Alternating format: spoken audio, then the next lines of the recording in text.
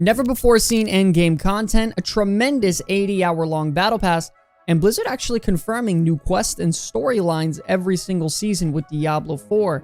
We got a jam-packed one here today, ladies and gentlemen, and if you guys are interested in earning a free Diablo 4 game copy, don't forget to stick around until the end of the video because the Comeback Kids are doing a giveaway. Now, if you're one of the people who have been worried about Diablo 4's replayability, I think it's finally time to put those worries to rest. That's right, because in a recent interview from PC Gamer, the Associate Game Director Joe Piepiora says, you're looking at roughly 80 hours worth of time invested to complete the entirety of a battle pass. And to level a character to level 100 could take you a little longer than that, giving players a massive amount of gameplay and content to complete all on just one single character.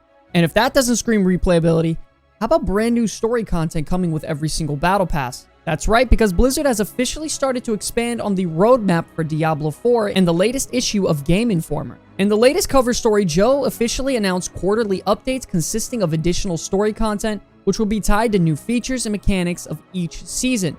Now, you need to know that these aren't expansions in and of themselves, but they will coincide with the seasonal battle pass, which will both have free and premium paid options. Now, all this content for one character might sound a little much, but they are still reassuring players that they are not creating a situation that you need to play the same character forever. They just want players who will play Diablo 4 and enjoy the full experience if that's what the player's intentions are.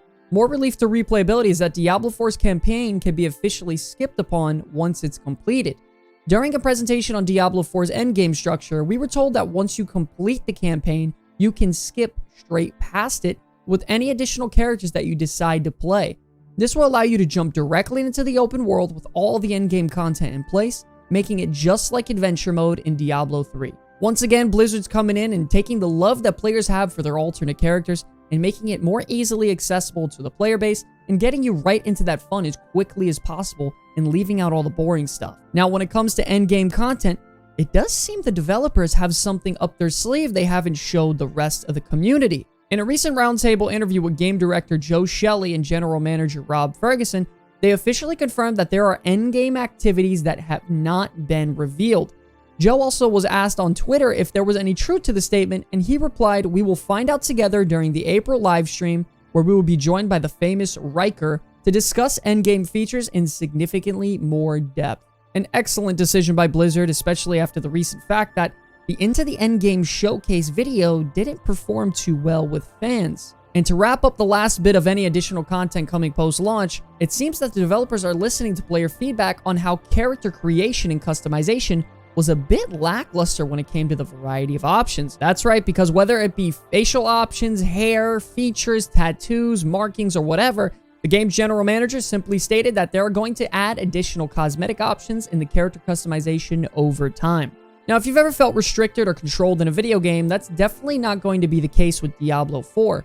Grouping up with other players in general as well as PvP is going to be 100% optional. These game modes are going to be locking nothing behind player power, and Diablo 4's game director confirmed you don't actually need to go inside the Fields of Hatred if you don't want to, and the only rewards locked behind that style of content are cosmetic in nature, as well as the general manager confirming this as well.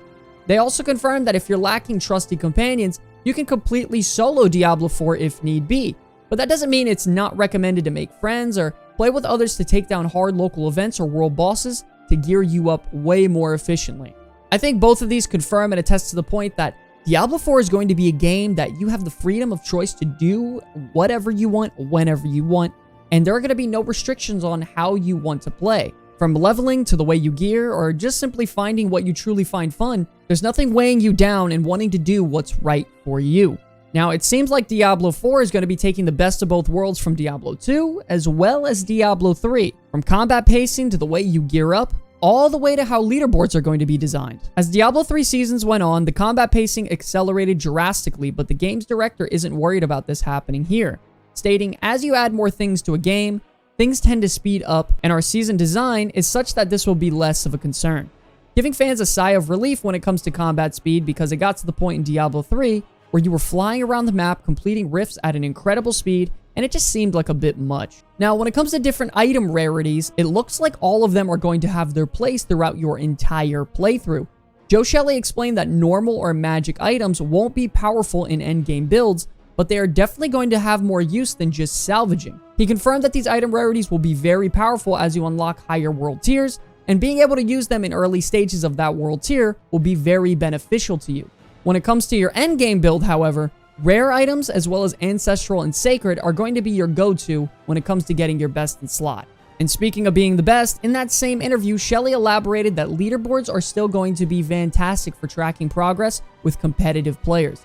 He did state, however, that they need to be fair and well-maintained and should be connected to competitive activities and not general activities. But sadly, in order for them to make and create leaderboards to the best of their abilities, leaderboards are going to be post-launch content. But in the absence, the level 100 boss will be there to prove your strength. He also stated speedrunning types of activities in Nightmare Dungeons are good areas for competition and emphasized that many of the planned season features will be good for competition. Fans also took to Twitter asking if Diablo 4's endgame offered a meaningful reason to keep playing besides endless repetition and power creep, emphasizing that Diablo 3 season gets stale rather quickly while Diablo 2 season does not. And the game's director confirmed that power is capped to ensure that players find value in chasing those endgame ancestral items, stating flat out that endless progression is not the plan for Diablo 4. It's time to mark your calendars, ladies and gentlemen, because it is officially the end of an era. That's right, because after a decade of making seasonal live content, Diablo's 29th season is going to be the last brand new update to the game. Everything after that with Season 30 and beyond will be mixing and matching cosmetics from older seasons, and no actual new seasons will be developed from there. Now, this doesn't surprise us at all, as development is shifting toward Diablo 4's new seasons to help betterment the future of that latest release. And speaking of releases, we also have the official release times for the Ultimate Edition, which will provide you with 4 days early access to Diablo 4. And we also have the release times for the Standard Editions out there.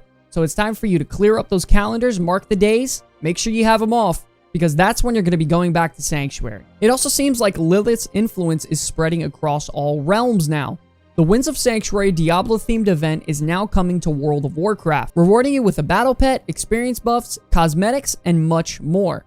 If you're a big Diablo fan, it can be very interesting to check out and get some really neat cosmetics, like Wirt's Leg, the Treasure Goblin back piece, a Herodric 16-slot bag, and even a major experience buff to help you level up and pass these grueling days before launch. Now, when it comes to grueling times and making tough decisions, choices are always going to be impactful, says game director Joe Piapiora. That's right, because Diablo 4's respec costs are officially not going to be touched come launch day. In a recent roundtable interview Games Radar attended, the game director responded to feedback from players regarding talent and respec cost.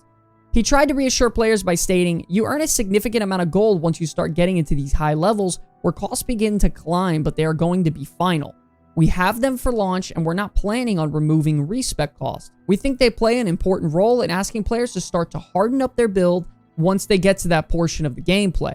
Piapiora also echoed the statement that Diablo 4's respec fees won't be prohibitively expensive, but Blizzard clearly wants there to be some weight behind your decisions in regards to the skill tree and even the new Paragon system. He stated, "It's not the sort of thing where you simply can't achieve it. You will naturally earn a great deal of gold, and this is a way for you to spend some of it if you choose. We do want players to feel that there are important decisions they're making along the way, but they aren't permanent at all."